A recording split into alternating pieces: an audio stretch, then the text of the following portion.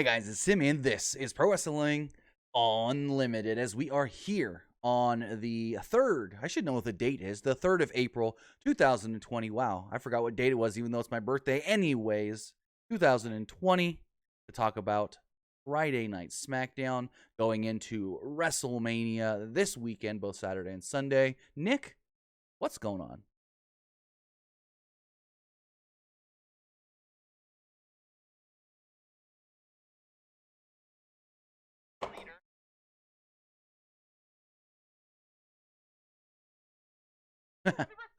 Appreciate it. Thank you. I,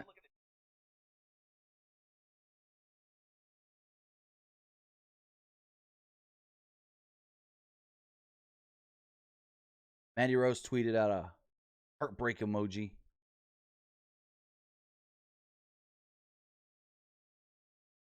Mandy Rose tweeted out a heartbreak emoji. You're not muted anymore. Good for you. Well, thanks for everyone saying that I didn't have any audio. Uh-oh. I'd like to give a very happy birthday to our fearless leader, the man that does so much goddamn work for this channel. My bad. Tim. Yeah, no, it's good, man. Happy birthday, man. Thank you. So celebrate well. Enjoy that Corona. I got a Bud Light. Taking a look at the. Hold on. Go ahead. This kind of Corona, he means. Yeah. Taking a look at the chat. Pronouns, pal. Yeah, exactly. Broken King Slender. Eric Tate is here. All the lovely happy birthday messages. Nelson's here. Wayne Montgomery's joining us this evening. So much fun, people. The Go Home show for WrestleMania. Boy, it doesn't feel like WrestleMania is tomorrow, and I've said that all this week. It's some crazy shit. It's so weird to see the way it's happening. It's some wonky stuff. I love the ending segment tonight. Everything else, I don't care. Good. I liked it too. So let's talk about Friday Night Smackdown. So, as far as Smackdown does go, again, this came to us from the WWE Performance Center. As Nick said, the final Smackdown before WrestleMania and all that. The Go Home show. Yep, the Go Home show. As Paul Heyman said on Monday, we're gonna. So do they never say that? No, they never call it that. But as Heyman said on Monday, we're gonna get a little behind the scenes and tell you this is the Go Home show. So the show kicks off tonight, and Greg Hamilton says that we're opening with Miz TV, and we're gonna start it off. Coming out is the Miz and Morrison, and then the Usos music play. And they're like, sorry, G-Ham, but we couldn't wait. We couldn't wait for those two guys to come out here and introduce us. We're just gonna come out ourselves. Real quick, what'd you think of the music video they did? Miz and Morrison? Yeah. Hey ho ho, Miz and Morrison. I thought it was fine. It was kind of dumb, but like, I don't know. I think those are two guys that like to have fun. I think it fit their characters, being cheesy, over the top. Guys. Plus, I think they were having a lot of fun with it. They looked like they were really enjoying it. Oh yeah, for sure. I love to think the Miz thinks he's some hard ass street rapper. Oh goodness gracious! The Usos come out first. They come down to the ring and whatnot. Before they can get into the ring, we got the New Day coming out, and I love Big E when he goes, "All people at home." That was really. I was like, that was a good little addition there with the people at home. I liked that a lot. The New Day comes down, and I can't remember exactly what they were saying. Something weird, like they were rhyming and saying things legitimately. Like usually, like you hear people try to say things at the same time, like one's a little ahead. These two were on point. They were like perfectly saying things at the exact same time. There's some good shit. But anyways, they came down to the ring. They started bickering with the Usos for a moment, talking about how either team should be just the sole other team. You know what I mean? Mm-hmm. And sorry about that. I got a notification on my watch. Anyways, so they were like, we should be the only ones facing for the titles, or no, we should be the ones facing. Finally, Miz and Morrison came out. Yeah, and Miz noted that they thrive no matter what the other team is. He pointed out that the Usos and the New Day might act like friends, but when it comes down to it, they'll destroy each other, and then Miz and Morrison will just retain the belts. The New Day and the Usos ran up the ramp and attacked Miz and Morrison. Jimmy accidentally superkicked Kingston, and Big E went after the Usos. Miz and Morrison recovered and beat down the other two teams. The champs then climbed up to the top of some ladders and celebrated the beatdown. They then advertised that Miz and Morrison will be defending the tag team championships against the New Day and the Usos in a ladder match, which we know not the case. Yeah, not necessarily. And I'm excited to see how they go about showing how that's not gonna be the case. That's gonna because that's going to be. You think they would have done that already? Yeah, they did the Roman part. They had the Roman thing done. Kinda. Okay, they half-assed the Also, Roman. But even if they're doing just the announcing, not even acknowledging the Roman thing, right. Why acknowledge this? Why not just do something else? I'm moving my hands a lot right now, as if anyone in the fucking thing can see me. Get you on camera, anyways. One of these days. But what was I had a point here? Oh, I don't know. One of the things I didn't care for on tonight's SmackDown is all the extra voiceovers of Michael Cole that you can tell they did later. Like Michael Cole be talking, and then all of a sudden you hear the microphone change.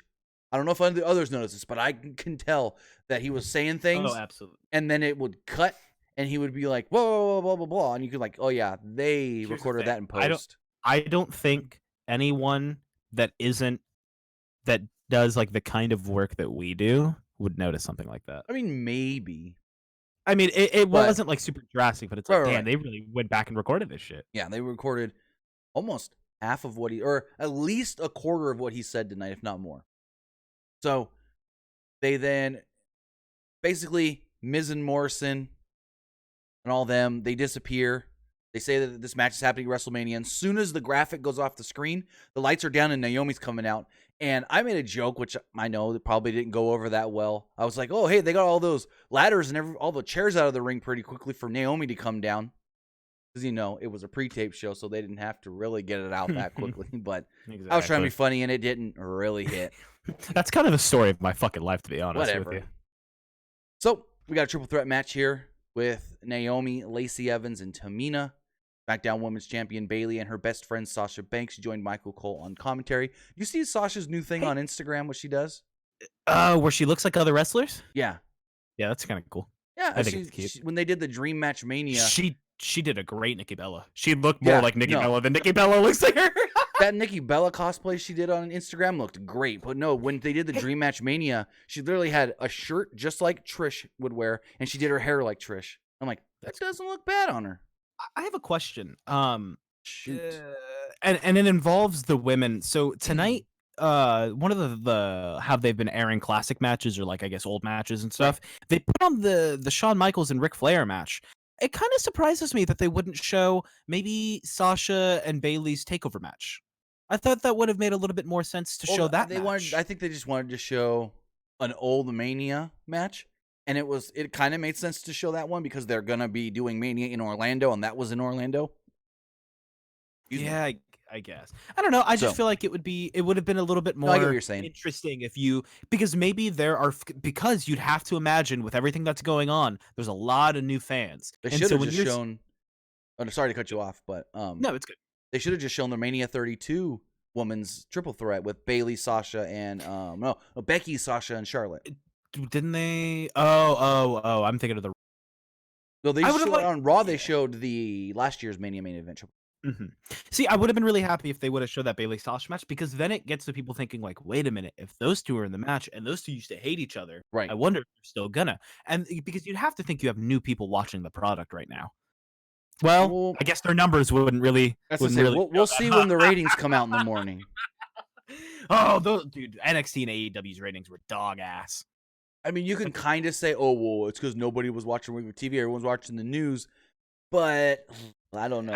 At the same time, they got to pull better numbers. No, especially with everybody at home. The news ratings were up for Wednesday. I'll say that for sure. Oh, of course. I mean, I'm assuming the news are probably going to be the top. All your major news and political outlets are going to be the top of the charts for the next year or so. You know what did really good on Wednesday? What? Season premiere of The Challenge on MTV. What is The Challenge? It's like a spinoff from Real World where they get all a bunch of former Real World competitors and make them do like Fear Factor type shit. Fear Factor. Not the bugs and creepy crawly stuff, but like all like the, oh, you're gonna drive this car and you have to swoop it under a big rig. Those kind of challenges. Oh, that's cool. You never saw that one on? So I was watching Fear Factor the other day. Not to get off topic, but they had one. It was Moms and Sons edition. The moms had to drive a car. And there's a 18-wheeler going. They then have to position it perfectly where they get in between the sets of wheels, right? Yikes. And then they have to climb up because it was a convertible. They have to climb up into like a hole in the big rig. The son does go in, collect something, and then like walk around the side of the big rig and hook all the flags. It was nuts. That's cool. Sounds like a Fast and Furious thing. Do you remember, real quick, one more thing about Fast and Furious? Go for it. Or not Fast and Furious, about Fear Factor. Do you remember at any point when on ice cream trucks they gave out those Fear Factor ice creams that had like gum? It was like gum in the middle, and they were shaped like spiders or eyeballs. It was super cool. I used to get them all the time. I do not remember that. We should probably talk about Smackdown for the 3 people that are still interested. So, women's triple threat. Bayley and Sasha on commentary. Michael Cole was there, of course, and Lacey Evans came down and put her hat on Michael Cole's head. And Michael Cole goes to talk to Bayley and Sasha, and they go, "Excuse me? You're going to ask us that question with that god-awful hat on your head?" Well, actually, Bayley said with that hat on your face. That was kind of a cool hat. So, Evans and Naomi worked together against Tamina early. Tamina took over and dumped both women onto the apron. She then charged at Evans and Naomi and knocked them off the apron. After commercial break, Tamina was firmly in control with a side headlock on Naomi. Naomi fought back, but Tamina knocked her to the floor. Evans then recovered and took down Tamina. Naomi and Evans fought on the floor. Banks got up from commentary and attacked Lacey, but Naomi then took her out. Bayley then got up to help Sasha. Bayley got upset with Michael Cole and left commentary. She attacked Naomi and Tamina and hit the super kick for the victory. She attacked Naomi. No, Tamina attacked Naomi and Lacey, hit a super kick, picked up the victory. I have a feeling it was fine that the Tamina spot was supposed to be Nia. I don't know why, but I just have some weird feeling that like it was supposed to be Nia or something. I don't know why. Yeah, part of me maybe wants to say Nia was maybe supposed to come this time, but because there were some conflicting reports with Nia was supposed to come back on SmackDown and Paige was going to introduce her with her big return, but then everyone was like, no. There was other reports that said no, she's going to be on Raw. So I don't know if maybe things got shifted around last minute. But after the match, Bayley praised Tamina and said she's happy that Tamina won and that she's going to be in the match at WrestleMania. Bayley walked away and tried to walk away and took a super kick. Then Sasha went up to her and was like shaking her hand, fist bump. Unity. And she was like, no unity for me, bitch. And she grabbed her, put her in a Samoan drop, or knocked her down, slammed her down with a Samoan drop right on her goddamn right shoulder. Hold time out. I really want to reiterate. Like, do I need to pull up the GIF? Right. No, you don't have to. But it's just right on her fucking shoulder. Like, ouch. I'm gonna pull up the GIF because if you guys didn't notice how she fell, it's real dangerous looking. That shit looked like it may be hurt. Henry Calvo says Sasha winning tomorrow. And I got Bayley retaining. Hey, here's the thing. We don't know if it's tomorrow. I think Nia Jax will be on Raw. Becky has yet to defeat Nia. Well, that's... I guess... I don't think Becky's walking out with the belt. Becky might not walk out with the belt, but I would like to see the two of them maybe feud, because I think that's a good feud for Becky, for people to get back into Becky being the underdog, is have her face Nia. So here it is, right here. So she's shaking... Pissed. Yeah. She's shaking her hand like, let's do the unity thing. She picks her up, drops her literally right on her shoulder and almost on her head. What was their name? Because there was like what Team Bad. They were Team Bad. What did bad mean? Oh, there was a I'll tell you right now. Hold on. Oh my god, I'm looking right back at it. Just the way she falls right on her fucking shoulder, bro. It was. I know it's something. It wasn't the names of the people in the... Not like PCB, where that was Paige, Becky, Charlotte, or whatever, yeah. Charlotte, Becky. It was... Team Bad is an acronym for... I don't know, actually. If someone knows in the chat, let me know what Team Bad standed for. Because it was bad. It was an acronym for something, because it was B.A.D. Like, it was an acronym. I just don't know what for. And I Googled it, and I don't see it coming up here anywhere. Yeah, that's really weird. But it's weird to think that it happened all the way back in 2015. 2015, they made their debut as Team Bad. Naomi, Sasha, Tamina. So weird. Literally nothing here tells you what it means. That's incredible. I can't even begin to imagine what it would. which is weird. We then see Tucker in the back working out when Mandy Rose approaches him. Static appears on the screen, and then it says, "The truth will be heard." Not really much happened here. And then they cut it to WrestleMania 24, Shawn Michaels versus Ric Flair. Don't need to, recap this match because we all know what happens. That's still one of my favorite, what's the word I'm looking for? Mania matches? No, because the match isn't my favorite. But that's one of my favorite, I guess, I'm trying to think of it as like a film term or like a movie term, and not so much in wrestling. Gotcha. But that was, I guess, one of my favorite shots was the "I love you, I'm sorry." Just the Ric Flair saying like, "Come fuck, just put me out of my misery, Shawn." Shawn being like, "I love you, I'm sorry," and you can clearly see that. I thought it was great, and I think it's something that even you could sit people down in a room like a theater, play only that clip, and they'd be like, "That is a deep story. Something happened there." And I think that's cool. When you go back and Shawn does the whole stuff of, Rick, I don't want to do this. I don't want to end your career, but it's like Old Yeller. When you got too old and got hurt, he had to be taken out. So, well, you're Old Yeller, and I got to take you out. And early in the match, you hear Rick, he chops Shawn really hard in the corner and goes, "Is that Old Yeller?" And Shawn slaps him across the face, and Rick's just like, "Oh, shit, he means business." Also, beautiful and dangerous. Oh, that makes sense. This chat on their shit right now. Good shit, chat. I appreciate you guys. So let's continue on with SmackDown. Going forward, we then get some announcements from Michael Cole before they recap. After they recap the Corbin Elias thing from last week when Elias was thrown from the perch. Hey, wait. I don't mean to backtrack to what we just talked about, but for the Ric Flair thing, when was the last time you heard JR's voice for the WWE? It was like a week ago in a video package, I think. Really?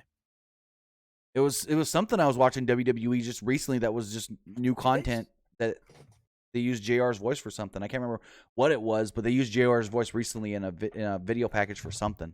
I'm going to look something up. So they talked about, the Baron Corbin Elias stuff from last week. Michael Cole then announced that Elias versus Corbin is still taking place despite Elias possibly being injured. And then he goes, "Oh, and Goldberg will now be defending the Universal Championship against Braun Strowman at WrestleMania." Literally negative fanfare to that. And it's like, funny, like too, no explanation. We heard Triple H say this is going to be we're going to go about this in a unique way. I'm going to pull up Triple H's quote. Yeah, for sure, man. While you pull up the quote, I'm going to take a look at the chat. Roman, he says, "You're welcome." Thanks, man. Go ahead. So during an interview this week with ESPN, Triple H now confusingly, and this comes from Pro Wrestling Sheet that I'm reading this. It says Triple H now confusingly said WWE held off on confirming the news of the Universal title match being changed publicly because the situation would play out in storyline, as Triple H stated the following: "It's going to play out in a unique manner, and we want it to play out that way. So I think everybody just has to watch and see how this unfolds, but it will unfold in a unique way, and I think it will be meaningful for everybody." So my question, like I asked you earlier, does that mean the match is going to be something unique, or was the announcement supposed to be something unique, and what they filmed they felt like maybe didn't fit right with the flow of the show, and they said, "Fuck it, we'll just pretend like this was always the thing"? I would like if that kind of meant that what he means by this is going to unfold is that everything that you're about to see is going to unfold in a very unique way that you've never seen. So with that being said, those things include Braun Strowman now being in there. Braun Strowman, like how they're going to do the match. What's going to be the plan going after Mania? I think that's what he maybe meant by you're going to see it in a unique way. Maybe not the direct announcement that because the only thing I can assume is what could they do other than the truth for Roman? I mean, Meltzer said that they had filmed something with Braun to kind of get around changing the match. So I don't know if maybe he had just heard that and was wrong, which people get wrong. I'll give him that. People can be wrong. Yeah. No one's right 100% of the time. Or did they really film something and then go, it doesn't fit, never mind, we won't use it, Exactly. And that what sucks is that they could have just said, "Hey, Roman Reigns," I would have liked it was like, "Hey, Roman Reigns isn't going to be in this match because of this reason, because of his, conditions. Right. Roman Reigns has handpicked Goldberg's next opponent. It's Braun Strowman. That would be interesting. You could say that he picked his replacement. I like exactly. that. What the Exactly, hell? because then you just put phone 3 times. I literally typed it once and it went in 3 times. Mine does that all the time. But it would be nice to maybe give Braun not just because if you give him that, then the crowd's like, oh, okay, cool. Like, Right. cool. Roman gives Braun his approval, and when Roman's back, they'll probably down the line fight. And Yeah, it would be like, hey, you're the champ now. I gave you that opportunity. Now give me an opportunity back. You know? Now give me my opportunity. And even that, It's an easy way to just put Roman right back in the title shot and title picture. What I would love is that that doesn't need to now be a heel versus facing. That can just be hey man, I helped you get this out of respect. Can I have my match? And it's hell yeah, I want to fight you. Let's do it. 3 weeks, and they'll probably do it at the next pay-per-view that's going to be live if it's sooner rather than later, depending on how everything could go. Everything's up in the air. But I'd like if they gave something to Braun for the fans to latch on to and say, this is why Braun's fighting, not, oh, cool, it's just changed. Yeah. I don't know, man. Going forward. Real quick, I want to read the chat. Elton McQueen says, Braun turns heel. Braun explains how he attacked Roman in storyline. I don't think you can do that because with the severity of what actually is going on, because everyone knows why Roman is not doing this. And Roman went on Instagram and told everybody. Exactly. It would be wrong of WWE, and it would be kind of childish of WWE to now make this like Braun is this big tough guy that kicked his ass. No, Braun's only in here because Roman Reigns has these conditions. This wouldn't happen if this wasn't happening. Exactly. I just hate people getting thrown into shit with no fucking explanation, and everybody shits on it because it's like, who cares? Right. So we go into the back, and Tucker approaches Otis. He told him they talked to Mandy Rose, and she asked about Otis, but then Otis all of a sudden got a text and ran off. Very interesting. We then get Tucker versus Dolph Ziggler. Dolphin Zigglepuss. So Tucker was firmly in control early on and had the early advantage. Ziggler attacked the leg and took over with a neck breaker. Ziggler slowed the pace down and applied a chin lock. Ziggler hit a standing drop kick for a near fall. He then went back to the chin lock and slowed down the pace. Tucker recovered and rocked Ziggler with a kick to the face. Wow, that rhymed. Yeah, it did. Tucker missed a charge in the corner and went shoulder first into the post. Ziggler then hit a huge DDT. After a commercial break, Ziggler was firmly in control with another chin lock. Tucker fought back and threw Ziggler across the ring to the floor. Tucker and Ziggler fought around ringside. Tucker whipped Ziggler into the barricade and then the ring steps. Remember that. He whipped him into the ring steps. Remember this because I've got a little bit of a hot take coming here in a second. About ring steps? Yes. Good. I hate fucking... I can't get over it. Tucker then hit a side slam for a near fall, but Ziggler got his foot on the bottom rope. Tucker tried to slam Ziggler onto the ring steps at ringside, but Ziggler poked Tucker's eye. Ziggler then hit a zigzag on the ring steps, which caused a disqualification. So here's my fucking question.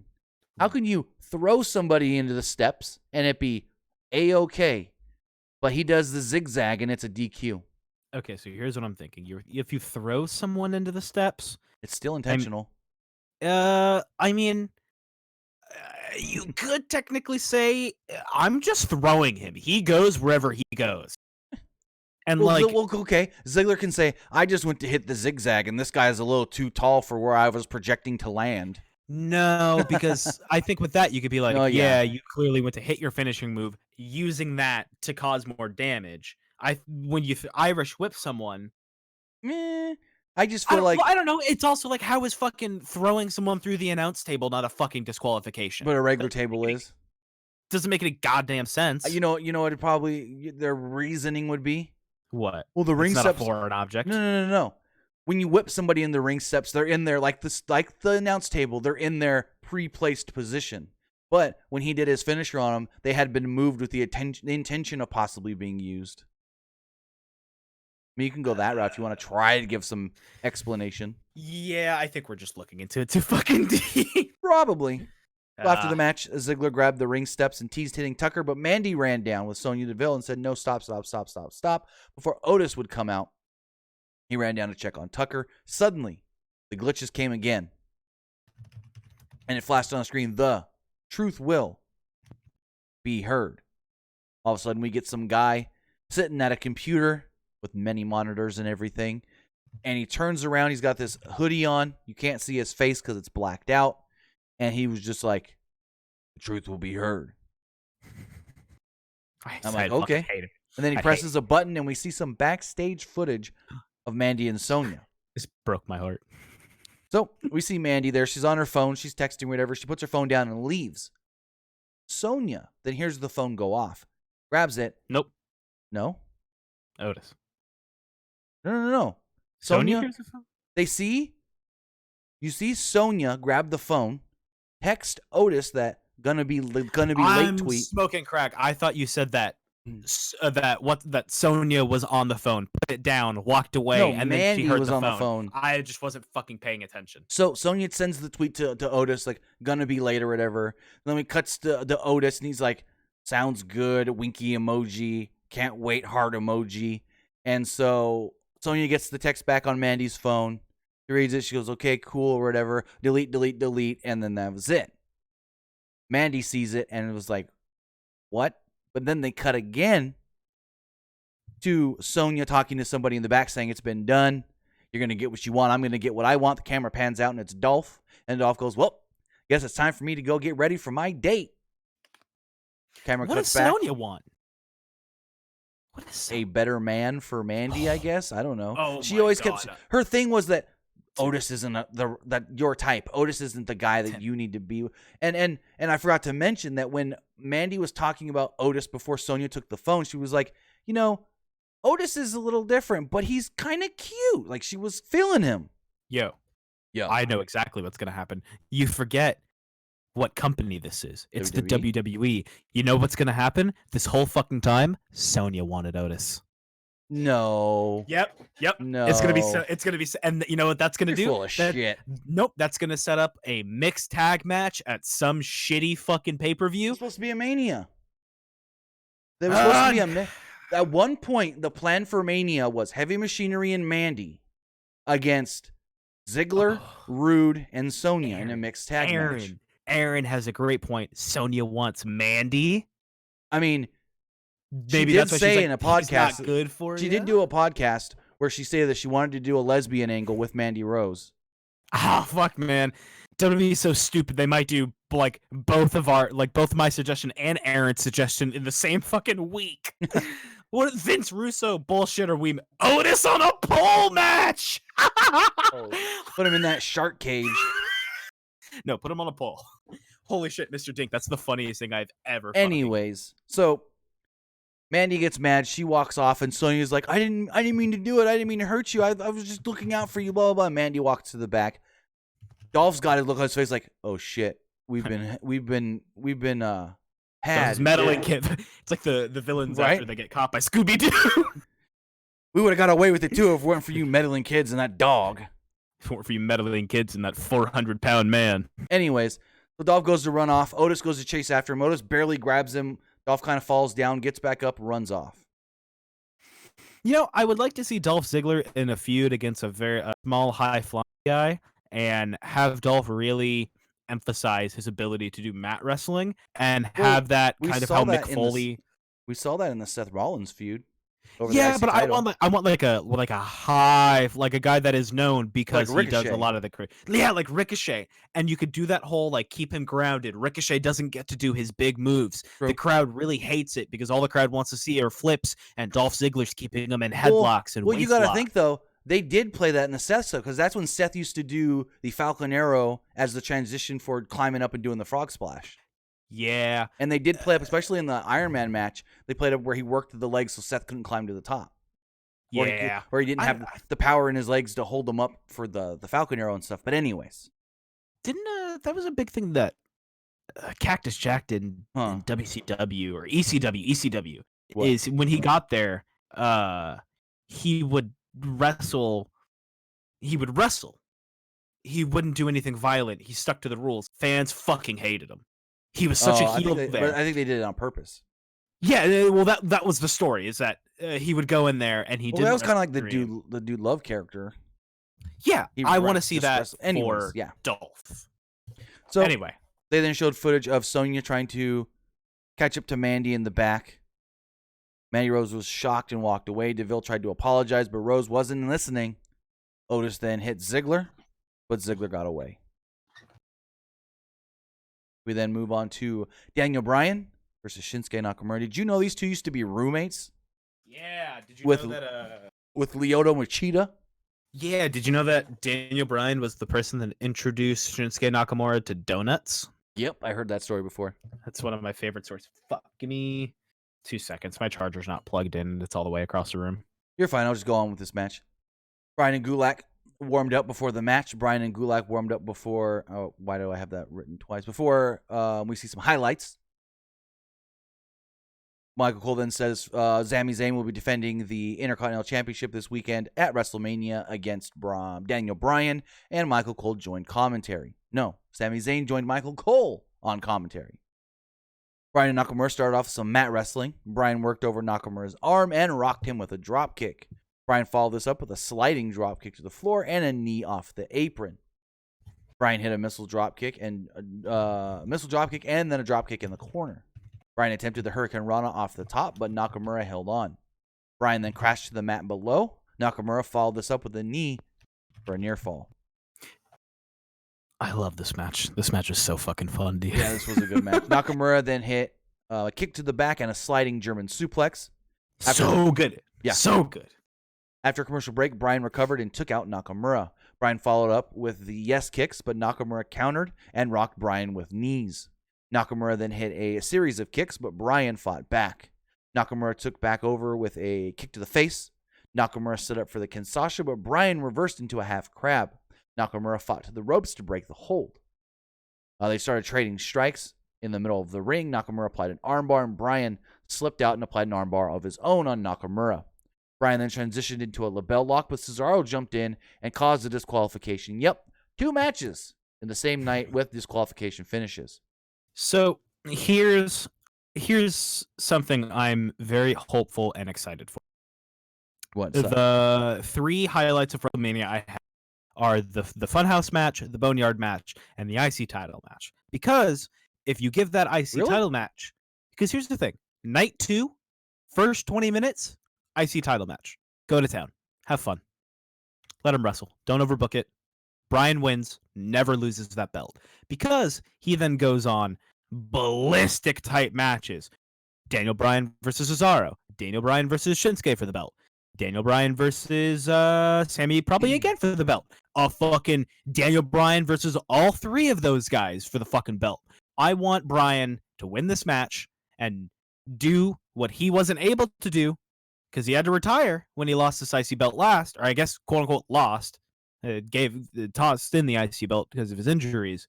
I don't ever want to see him lose this fucking belt. You remember who the IC champ was after that? Was it Luke Harper? No. When was Luke Harper IC champ? Because that was the last time I gave Before a shit about Bryan the IC won title. it. Was he the champion going in? No, Barrett was, but he was the champion the December before at TLC when he had that great ladder match with Dolph. Yes, that was again, Dolph Ziggler's so fucking good at wrestling. No. Bryan vacated the title. They held an elimination chamber match to crown a new champion, and you're a winner. Correct me if I'm wrong, but I'm 99% sure it was Ryback. Was that the one that Punk was in? No. It was Ryback, Sinclair Saturday. So it was Fuck. Ryback, listen. If you're listening to the show, I know you're a big fan. I just want you to know you're a piece of shit and I hate you. Anyway. And at the time, Bleacher Report wrote an article that said, and I quote, not shitting you, Ryback has injected new life into the WWE Intercontinental Championship.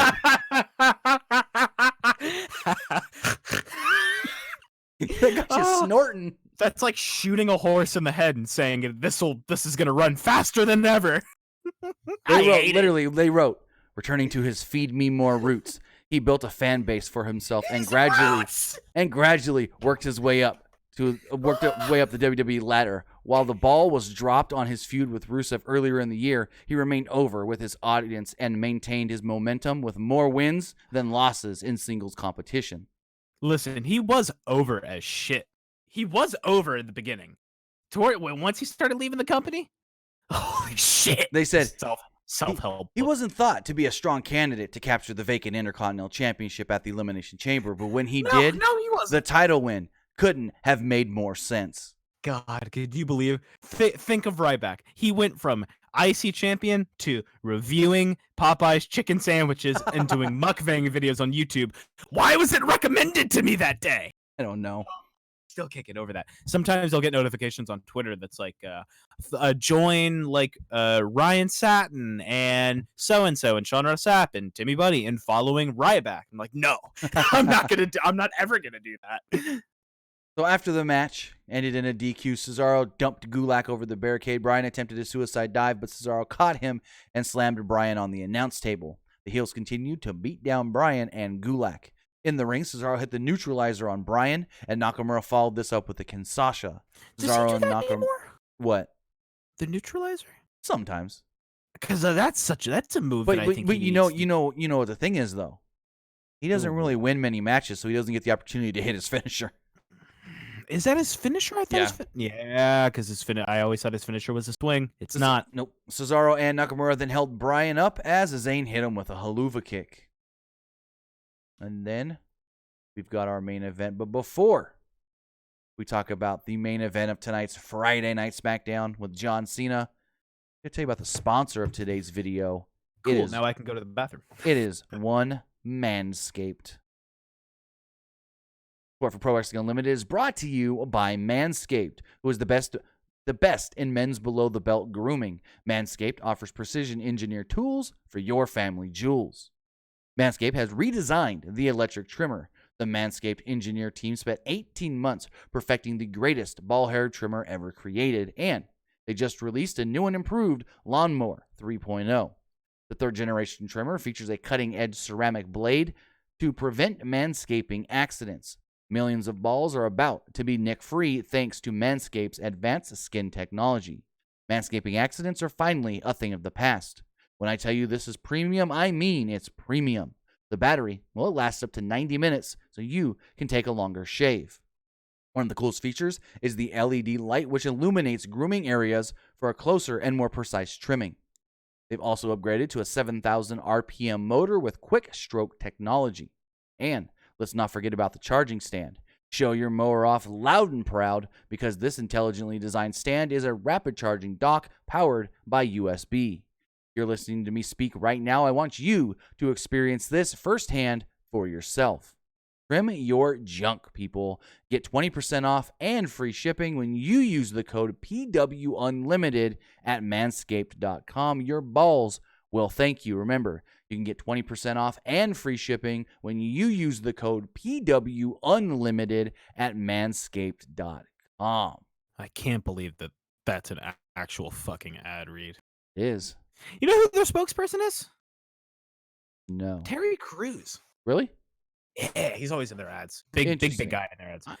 Gotcha. So, the Forever Atheist, that's what I'm saying, man. I can't tell if, I'm not going to lie, I can't tell if Forever Atheist is actually someone I know in real life behind a fake account, because they talk like all of my friends talk, and so I'm scared that they're watching.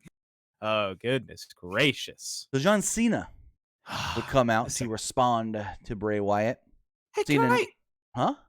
Before we go into the Cena promo, one thing we talked about before we went live today, Tim, is I talked about how I think wrestlers are some of the most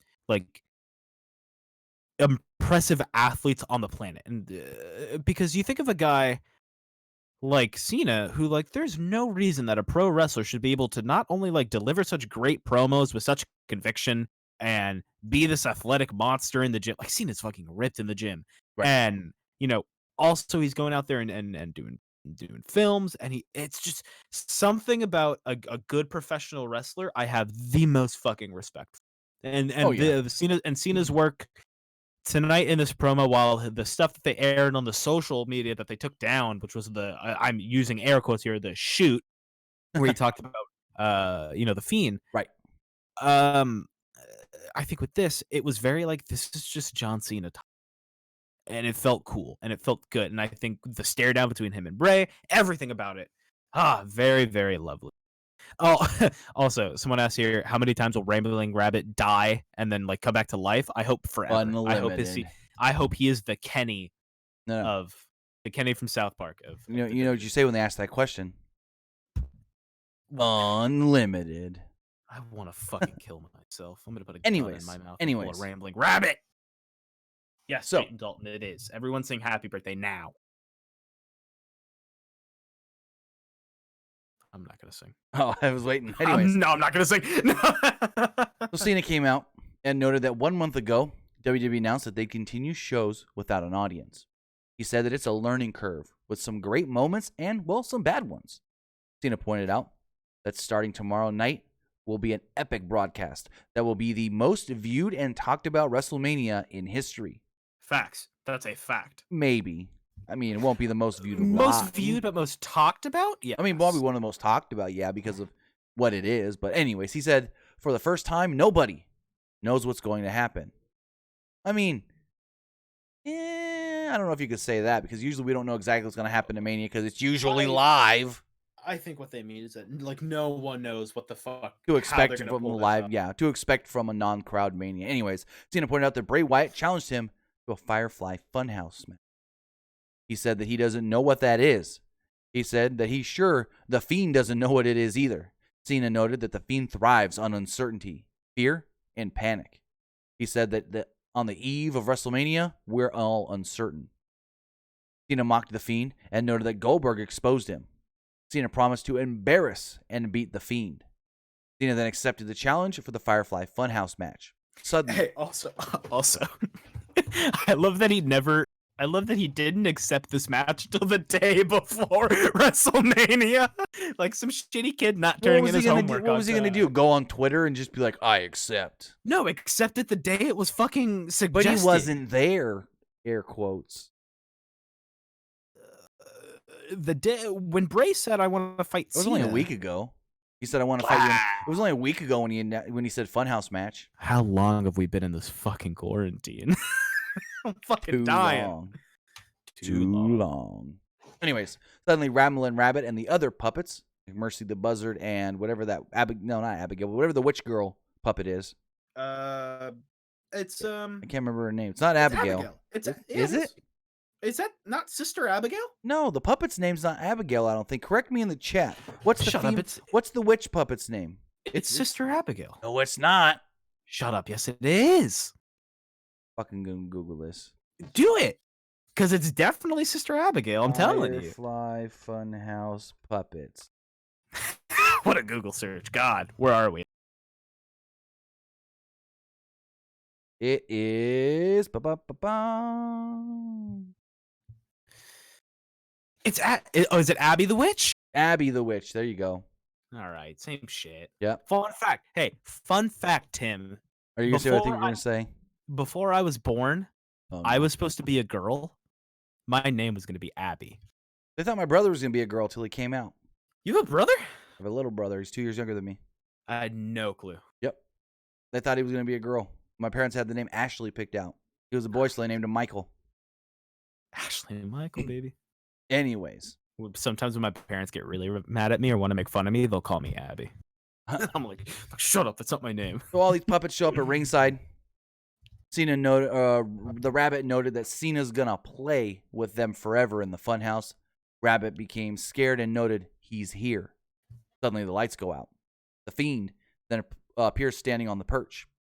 Such a great shot of the Fiend's mask, that detailed mask. And this really pays off with like it being a tight, closed off arena, like a very small one, to where like you can have a great shot where it's his face and you don't have to do much zooming out to have Cena there and really make a, like, you know exactly what's going on. So this shit, good. The two engaged in a deep, deep stare down with some creepy music playing overhead.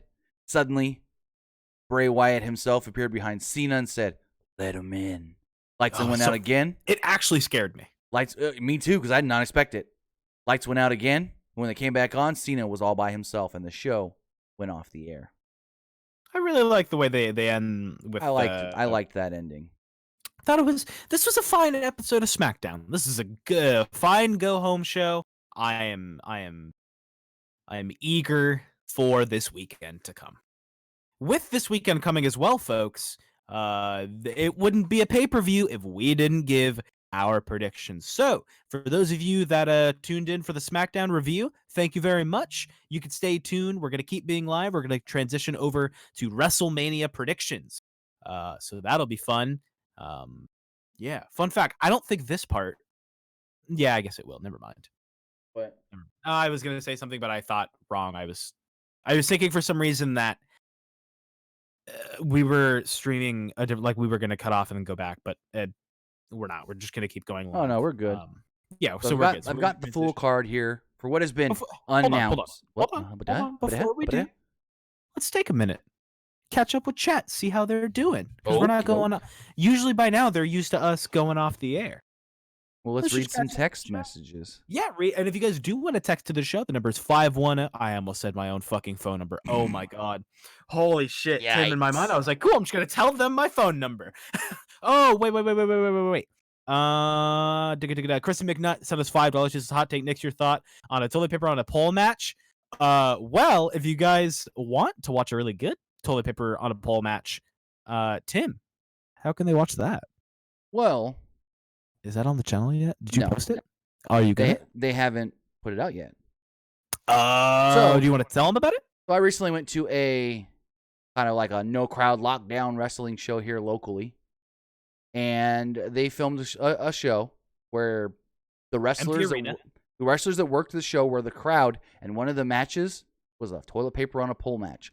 Once the show goes live on their YouTube, Best of the West Wrestling, then we're going to actually post that toilet paper on a pole match on our channel. Yeah, it's going to be cool. I'm just waiting on them to finish editing the show. Great guys at Best of the West. Henry, do we? I'm going to check. Oh, What? We do. Tim, you have 2 scheduled streams set for 8 p.m. with the Nick and Tim show. Hey, I didn't. It's YouTube fucking up. YouTube's been messed up for the last 3 hours. I mean, you know which one you're at because it's the one that's.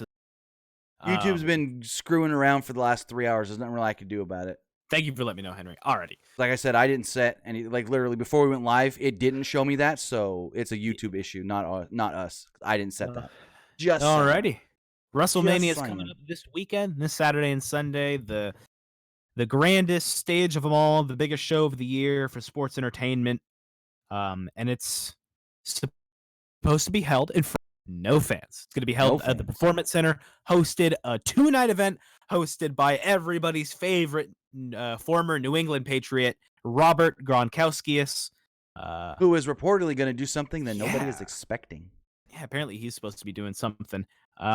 It's going to be an interesting show, split up into 2 nights. So Tim and I are going to give our predictions.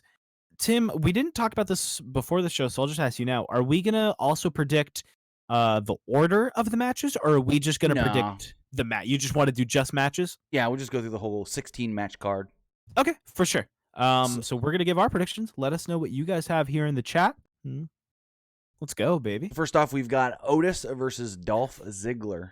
And apparently they're still saying Dolph with Mandy, but I assume she's not going to be in his corner after tonight. Yeah. So, well, maybe she is, and now she's conflicted, and maybe she I don't has. Who knows? I'm going with Otis, though. Yeah, I'm going with Otis for this match. It's hard to not assume the heartbroken man doesn't, like the right. The mean guy gets his comeuppance. Exactly. Oh, Henry, I swear, I hope they say that. I hope they say WrestleMania sets a record 0 people in attendance, folks. And I hope they make that a big thing. I hope they do. That'd be hilarious. So then going forward, we do have the Women's Tag Team Championships on the line with the Kabuki Warriors defending against the team of Alexa Bliss and Nicki Cross. I think this is just going to be kind of a quick match, and I think Alexa Bliss and Nicki Cross are going to retain. Or no, not retain. You mean gain? Yeah, they're going to pick up. Really? Yeah, I think you can do a lot more with both Asuka and Kairi Sane. If they're not champion, like you could maybe have them still kind of involved in that tag division, but also aid Asuka into maybe kind of getting back into that world title picture, because the only person I think that deserves to be champion is Asuka. I'm going to go Kabuki Warriors retaining the championships, to be completely honest. You motherfucker, I'm leaving the shot. Yeah. Done. All right, bye. I'll give my predictions. Oh, goodness gracious. What do you got them? I just feel like just going to be like a cut, clean, I just get feel out like of here match. Well, I think most of the matches are going to be, good, wholesome babyface wins, but you got to give a couple that aren't. Yeah, I guess you got to. Yeah, I'm going Kabuki Warriors. That's fair. I'll give you that, man. So next up, with the Intercontinental Championship on the line, Sami Zayn with Cesaro and Shinsuke Nakamura defending against Daniel Bryan with Drew Gulak. I think you're gonna see I can tell you how the first part of this match is gonna go, and it's gonna start with the 3 on the outside, Cesaro and Shinsuke and Drew Gulak all brawling. The referee is gonna say, "Get out of here! You're ejected," and it's just gonna be a pure fucking wrestling match. I think this match will be really fun. And I think Daniel Bryan's going to walk away with the championship, which I would love to see. And I think the people at home would also love to see. So, I'm conflicted. Because I think Daniel Bryan wins, and technically that's going to be my prediction, Daniel Bryan. But there's a part of me that thinks Bryan doesn't win. For the sole fact that if you listen to the Bellas podcast recently, which I know you probably didn't, but I don't know if you heard the news where I know. Yeah. Brie Bella said that when Bryan gets home from these tapings, she's going to make him quarantine himself because she doesn't want to be around him just in case because she's pregnant. Yeah. So, with knowing that, does that mean Bryan goes back on the road after when they need him again next week? And then quarantines himself again when he gets home again? He'll probably just quarantine in Orlando. You think he doesn't even go back home to Phoenix or wherever they live now? No, he'll just stay in Orlando, and then he'll come home in 2 weeks. I'm sure that's what's going to happen. I don't know about that one. Because fuck, if they need him for anything, he's right there on standby. Yeah. I'm thinking they're just going to house him up in Orlando. This match is going to be a lot of fun. There's good potential for this to, whatever night this is on, to be considered match of the night. I think these two guys are great, and I really hope this gives Sami Zayn the opportunity to remind fans just how goddamn good he is. Because I feel like we haven't had a good Sami Zayn match since that takeover match against Shinsuke. That was the last time you saw peak Sami Zayn wrestling, and the crowd was behind him and loved him. I feel like everything after that, he's 2016. Yeah, I feel like it's been since. Wow. Honestly, it feels like it's been since fucking 2016. Sami's actually wrestled. Fuck. Going forward in what I think is going to be the match of WrestleMania. Ooh. Last man standing, Edge versus Randy Orton. I'm going Edge. Really, really good match. You're going Edge. I'm also going to go Edge, but I think we're going to be convinced that it's not going to be Edge. I think the match is going to be Randy's match. You're going to see a lot of... And this is a match that's so fucking, guttural that the no crowd... I don't even want commentary. I want Michael Cole to be scared. I have a feeling these two... I have no question what we just said, Michael Cole. I have a feeling these two probably told each other, lay it in, brother. Yeah. Yeah, definitely hey, man, you know what I can take? Give it to me. Right. I think this pays off great with no crowd because this is going to be a lot of, maybe Randy saying to Edge, why are you here? Stop. You're injured. Go. Stay down. Let me, don't make this harder than it is. It'll be and you're going to hear a lot of, son of a bitch, fuck you from both guys to each other. And it's really going to pay off into this grandiose story of, Edge making his return and kicking the shit out of Randy Orton. Here's my question for you. Who's the commentary team for this? Is it just going to be Michael Cole, Tom Phillips, and Byron? Michael Cole. You just merged the Raw and SmackDown crews that they've been using? Yeah, it's either going to be Michael Cole and Triple H or Michael Cole and Tom Phillips. I don't see it being Triple H. I can see it being the three of them, though. Where's Corey? Corey's not been going to Orlando. That's right. That's why Tamina's in the women's match instead of Carmella. I got you. So going forward, Henry, I don't think that's true just because of the physical limitations of Edge. Edge can't do Mania 22. Edge can do anything he wants. He's been completely 100% cleared. I don't think it would be great for that man, given the fucking in general. That's not No, safe. I get you. Anyways, I hope we get a thumbtack spot. going forward, Reverse the RKO. we got Elias versus King Corbin. I don't care. Well, you got to pick one. Fine. I'm gonna pick Elias. I guess Elias, and maybe after this, try or maybe Corbin. Maybe Baron Corbin, because then you can just kind of. You're picking Corbin? Yeah, maybe pick Baron Corbin because Corbin.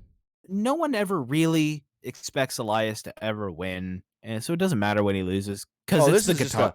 This is just a random. I feel like we don't even need this match at this point, but on the regular Mania card, this would have been like the second from the top match to kind of like break up the 2 world title matches or something. Well, I also think this. I mean, again, you say that, but I think something good can come from this match in that you can maybe put Baron Corbin back in that like kind of good guy heel, and it would finally maybe this would get him away from the whole what the Roman Uso feud was, because all of this feels like it's the landslide or the aftershocks of how dog shit the actual dog fights were, and then Elias was a part of it, so now he's getting through Elias, and then he'll be done with everybody from that feud, and he can go back to maybe feuding with whoever, and everything will be fine because he is a good heel when he gets to do the things that he wants to do, and he doesn't have to do dog food matches.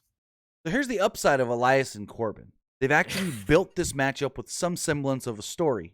One match they haven't done anything between the two guys with is Aleister Black and Bobby Lashley with Lana in his corner. Holy fuck, this is going to be a squash. What? Lashley? It's going to be one kick. No, it's going to be one. I was going to say black. It's going to be one black mass. And for some reason, there's been rumors going around that Lashley wasn't there, yet Lana was there. Because Lana posted on her Instagram that she flew in Thursday morning and then flew back to LA Thursday night. Why would she fly to Orlando if she wasn't working WrestleMania? You know what I mean? If she was working the Raw, maybe they did the match on the Raw. Huh? Maybe they did. Maybe they didn't do that match at Mania. Well, they're still advertised, so never. Yeah, it's still the average for a Mania match. Yeah, never mind. So yeah, the reason I'm going to go with Aleister Black too is no one wants to see Aleister Black lose to fucking Bobby. No, he needs a little momentum coming off of the whole Buddy Murphy stuff. Yeah, I think this would be a great squash match. Going forward, we've got the Raw Tag Team Championships on the line. The Street Profits defending against the team of Angel Garza and Austin Theory with Zelina Vega in their corner.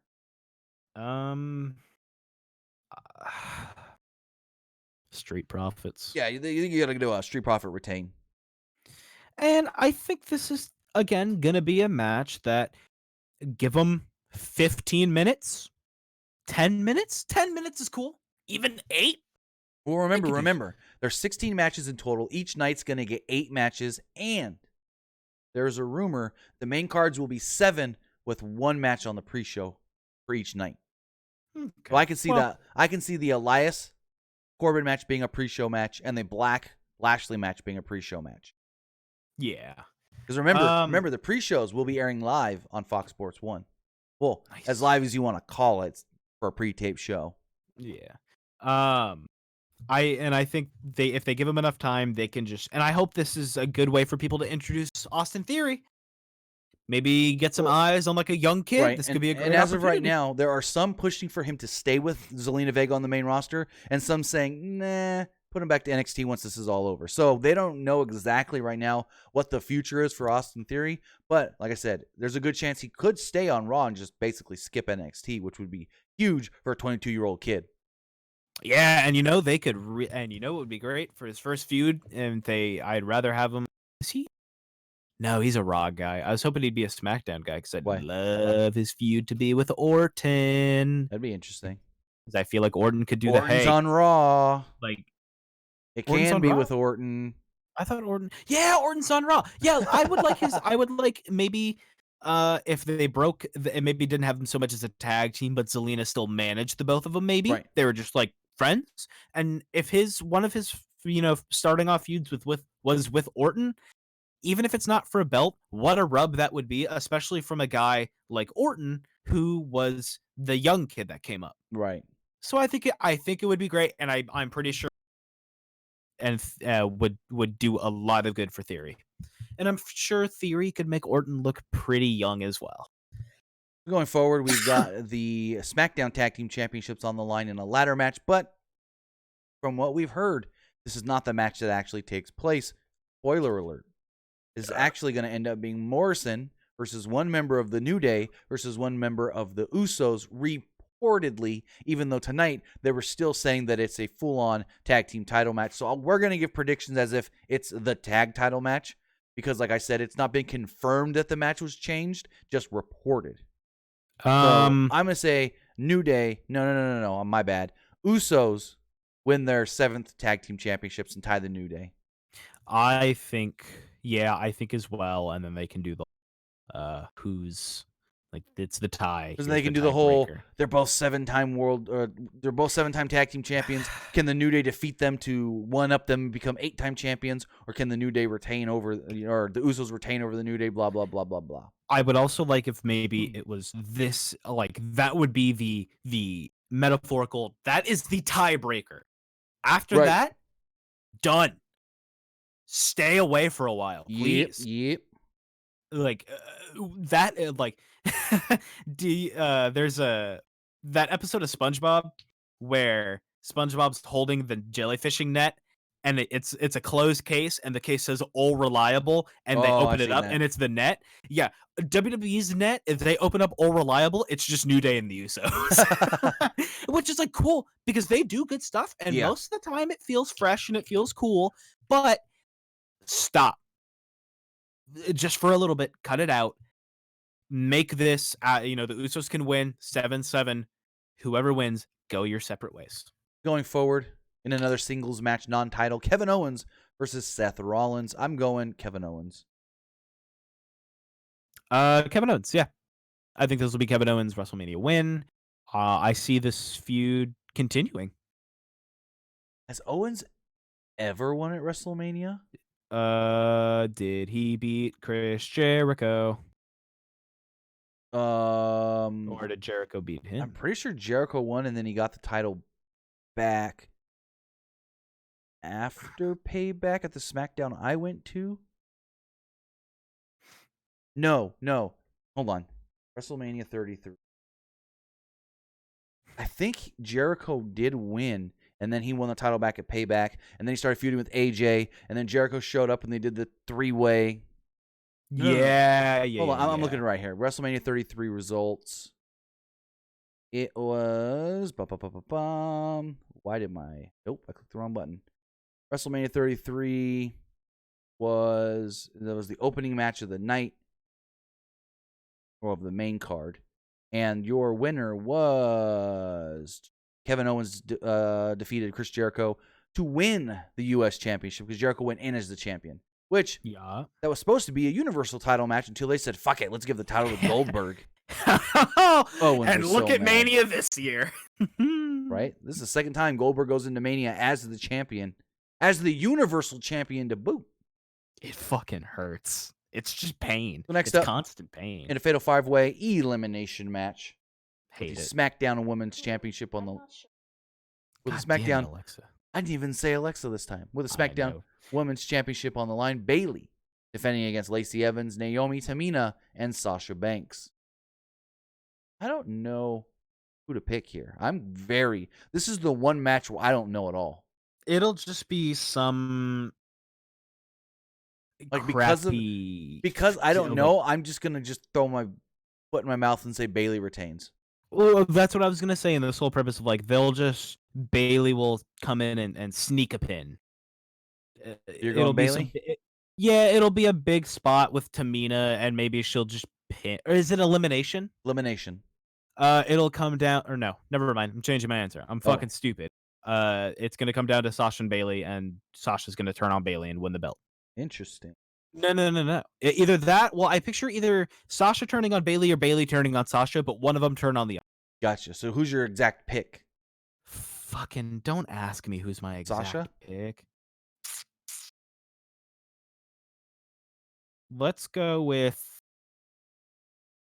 Let's go with Bailey turning on Sasha because Bailey is already the heel, and I think the crowd would get more behind Sasha as Gotcha. the chaser than they would Bailey as the chaser. Right. So I'm gonna go with Bailey retaining, and I'm gonna add she does it by turning on Sasha. Gotcha. So next If up, that makes sense. in a boneyard match, we got The Undertaker against AJ Styles. Talked about it at length between our Nick and Tim shows last couple of weeks. Just before we even knew what it was, I was excited. Once we knew what it was, I was even more excited. You know, by the minute, this match turns into like a fucking just an acid trip. I hope. No, it's that's gonna a be fun a fun house match. Yeah, exactly. And I bounced around with who I thought or who I think can win this match because I think it could go either way depending on what version of Taker we get. Right. If it is American Badass type Undertaker, then I think AJ goes over in this match. And I think you get the visual of AJ and Luke Gallows and Carl Anderson burying the Undertaker alive, American Badass Taker. Uh-huh. A couple of weeks later, the dead man appears. The dead man appears. And that's like, you've summoned the dead man now. Like, you're fucked, kid. And I think it's going to be a fun match, though. I think you're going to see, I like, don't know what he meant by my unholy trinity. I hope it means something. Kane and the ghost of Paul Bearer. Oh, Jesus Christ. Undertaker, I'm here. Kane. God, I love Paul Bear. So my pick is The Undertaker because I feel like give Undertaker a win at WrestleMania. AJ can lose and it won't hurt him at all. Yeah, but I feel like they could in front of no crowd. I still want this match in front of a crowd. So instead of having Undertaker go over and then like remember, this is a not at the PC filmed match. Oh, I know. This is one of those off location shoots. And what I would like to, the reason I don't think Taker should go over though is like if you could easily continue to set up this feud for another match, right, without needing the Undertaker to be there every single time, and if it needs to take a while, if they can't film for a while because of this COVID thing, that's okay because it still makes sense. Because the last thing you saw was AJ's cocky ass beating whatever version, and that's when the dead man can come. And I think that would work. Chef kiss. I don't know, man. So you pick AJ? Yeah, I'm going with AJ Styles. I hope he gives a Styles clash to Michelle, or vice versa. Either way, she's part of the Holy Trinity. Oh my God, is it her and Kane? Oh, it's Trish, but I'm sorry, Trish. It's Michelle, but as if she was in the Mystery of Darkness. Oh, gotcha. That'd be cool. You said Min, and I thought you were about to say Midian. Oh, Jesus, I hope. Is he alive? I don't know. Naked Midian. Next up, we got in a Firefly Funhouse match, whatever that bullshit is. John Cena versus The Fiend. Again, one of the matches that I'm forward to. Right, and I'm looking forward to this one in the Boneyard match just to see how it actually is done. Because, yeah, we can predict, oh, well, this match will be this match will be this, if it was taking place at a regular WrestleMania. But with knowing that these two matches are on-location matches, this can be fucking anything. And I think this would also be a good example of what we might be seeing maybe more often, even after this whole no fan things, if it's a success. Well, I mean, remember, this isn't the first time Bray's done a on-location spooky match. Well, I know that, but I think this is going to be the test of like, all right, do people fucking like this? Because we can actually, if we can do this later, then they didn't like the Orton one. House of Horrors match. Well, that's because it sucked. It's because it was bad. What makes you think this is going to be better? Because it has John Cena, who's ultimately, I think John Cena can give off better. But Orton was into the feud with Bray, though. Right, but I think Orton doesn't, like, Orton's face is just anger all the time. John Cena knows how to give off, like, a reaction, you know what I mean? Like, if he sees something scary, you can believe that Cena is, like, I don't believe Randy Orton's ever scared. I don't think Randy Orton has ever been scared. If the Fiend ever walks up to Randy Orton's going to look at him and go, fuck are you? No, he's going to go, shake my hand. What are you, big leaguing me? Remember that? Yeah, but he's going to first say, who the fuck are you with that mask on? Exactly. You don't intimidate me. Exactly. Anyways, I'm going Bray Wyatt picking up the victory here. Forever Atheist says Fiend doesn't need the win. Wow. No. That's just a... Fiend lost the fucking title to Goldberg. He needs about 6 wins right now. Oh, goodness. Yeah, he literally needs to just win all of WrestleMania.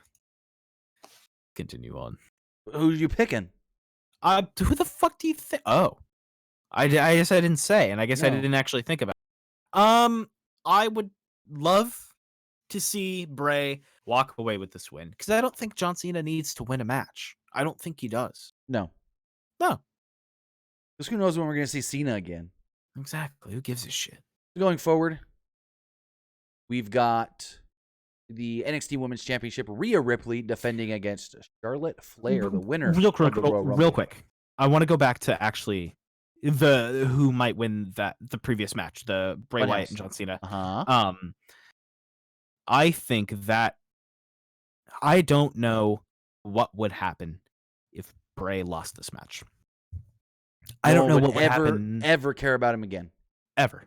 I think this And is this would be his nail in the coffin. this is the fucking, has to and I'm win. trying. I'm thinking about it now, and it's just, man, fucking that mask came out. He came out with the fucking lantern that was his old head, and I'm so behind it. Now I'm thinking, it's just, fuck, man, what happened? You think the fun house has got nothing but red light bulbs? No, I think this is going to be very colorful. Oh yeah, that's what I'm hoping. It'd be very like the walls are all like pastel. Old. Well, no. Here's my thing. It's like the walls of whatever this fun house is very old rotten wood, but he's got like things on the walls that are bright and pop of color. Oh, that'd be a nice little concept. Because it's like a spooky house, a spooky old house, but he's put his fun house touches on this old spooky house to make it creepy. Gotcha. Go from spooky to creepy. So next up, the NXT Women's Championship on the line. We've got Rhea Ripley defending against Charlotte Flair. Who do you got? This can either go one of two ways. You can have Rhea Ripley win and solidify herself as a badass wrestler, go to the main roster and really mix it up with with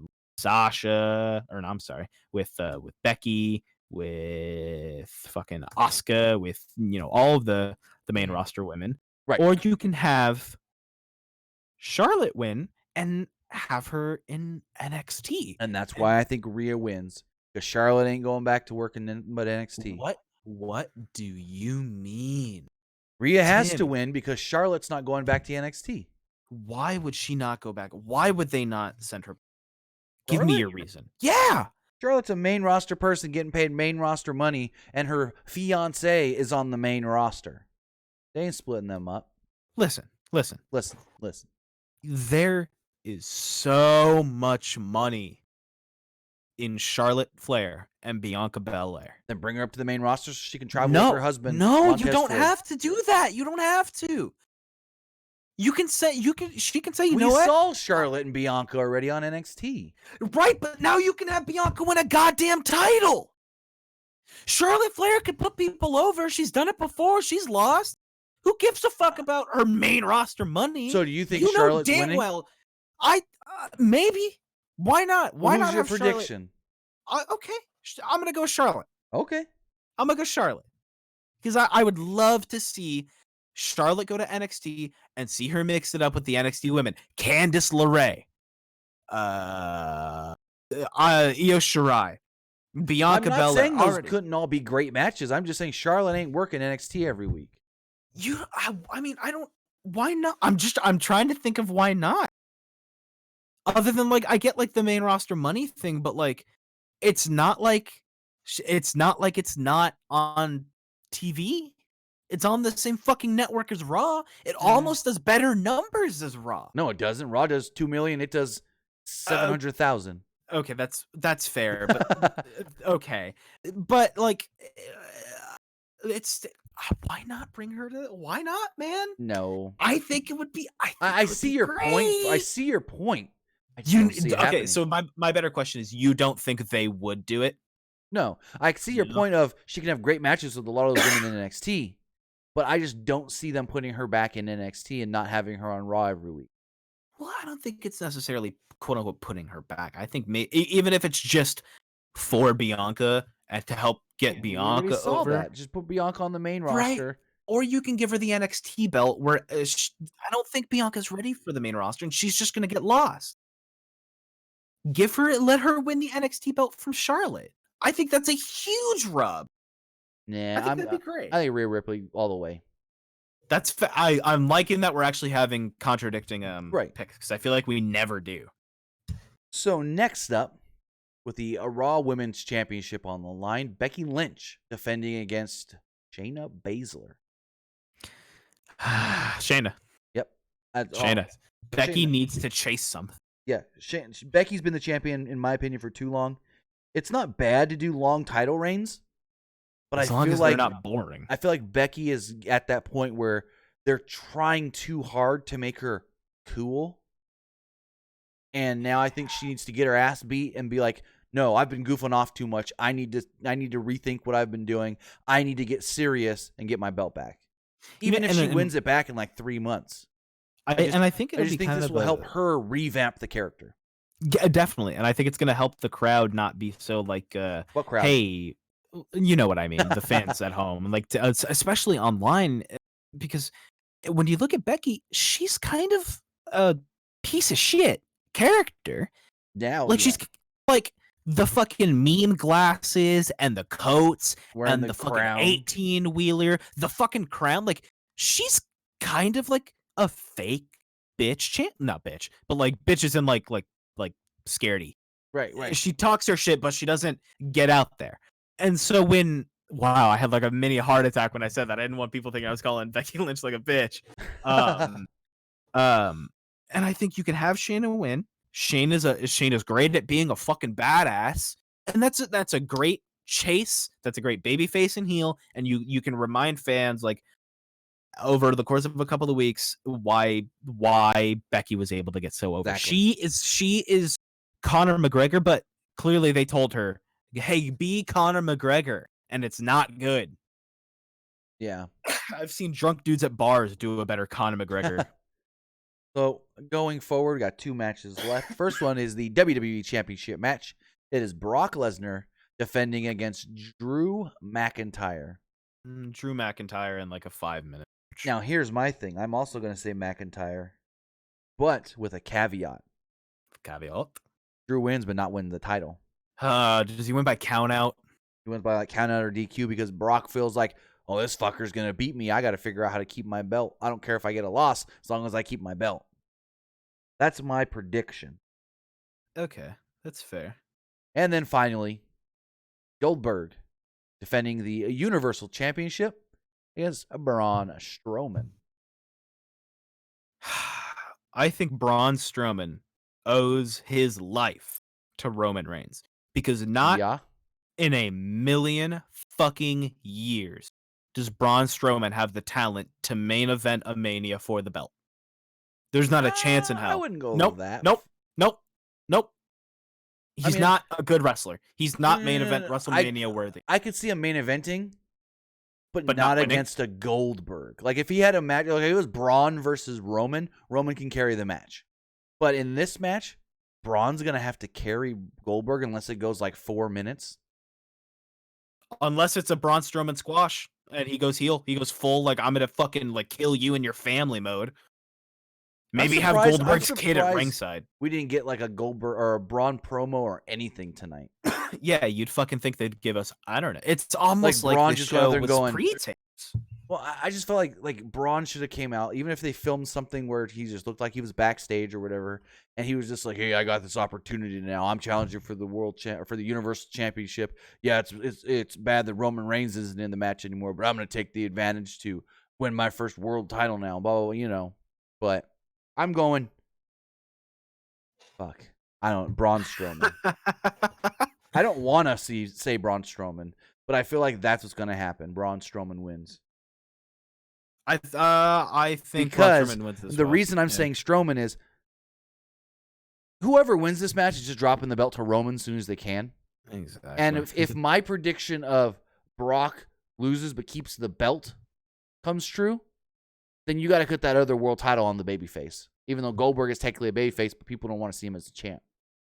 Yeah, I would like if Braun won this, and what you can do is maybe and Roman can easily just get his match by just saying, "Hey, well, no, never mind." So I was thinking what I was fantasy booking earlier actually happened, Tim. Right.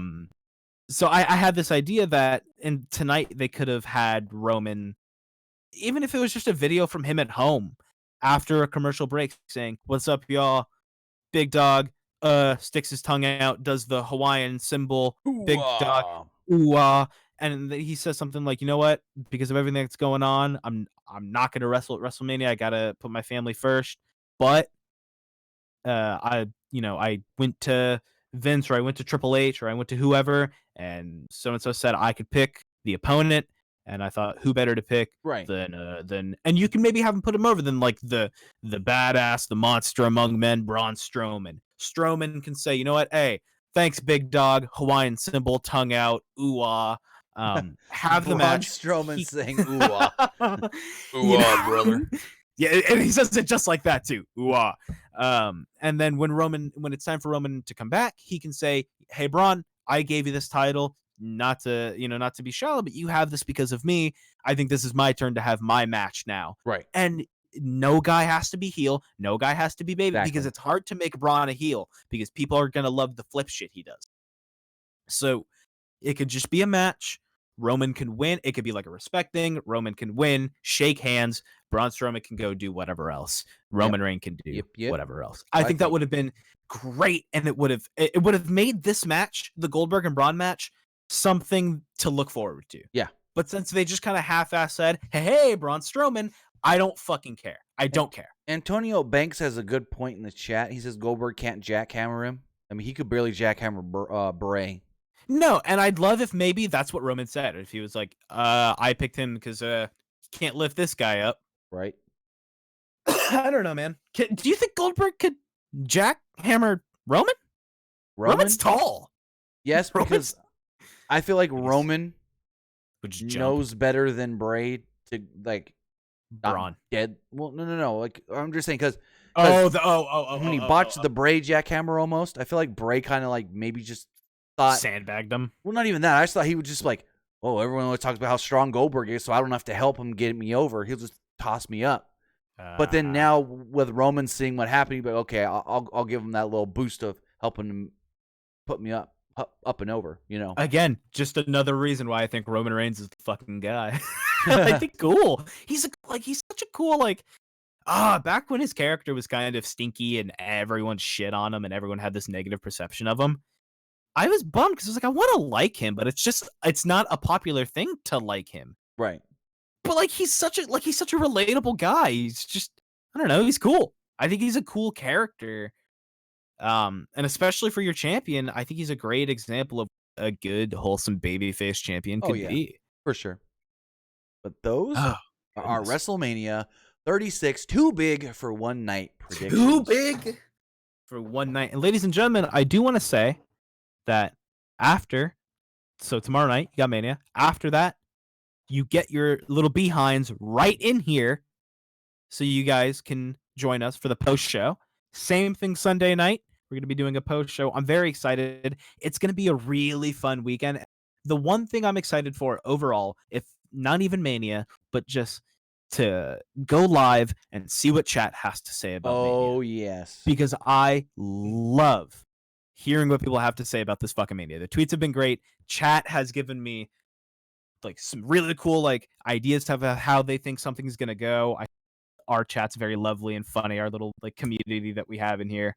I'm very excited to, if nothing else, be able to talk to everybody about the weekend. I think it's going to be more fun to talk about than it will be to watch. Goodness gracious. Thank you guys very much. You can follow me on Twitter at ArmWeek21, and you can follow us on Twitter at PW Unlimited. Tim, where can they find you? You can find me basically everywhere at Timmy Buddy. You can find me on Twitter, twitter.com/Timmy Buddy. You can also find me on Twitch later on tonight, twitch.tv/Timmy Buddy. I'm playing a game on PlayStation tonight called Hidden Agendas. What this game is basically you're a police officer trying to solve a crime, but it's a choose your own adventure game. So you guys that show up in the live chat on twitch.tv/TimmyBuddy, you're going to help me pick the decisions on how I play this game and how the story progresses. I've played it once before, but didn't get to the finish because my decisions got me killed. So I've never seen what the end of this game actually is. And I saw it. I'm like, I forgot I had this downloaded. I saw it today and go, I'm streaming this game tonight because I want to know what the finish is if I can get to the finish again. So again, I will be on a line in roughly 45 minutes-ish. I got to take a call and whatnot, but I will be online soon.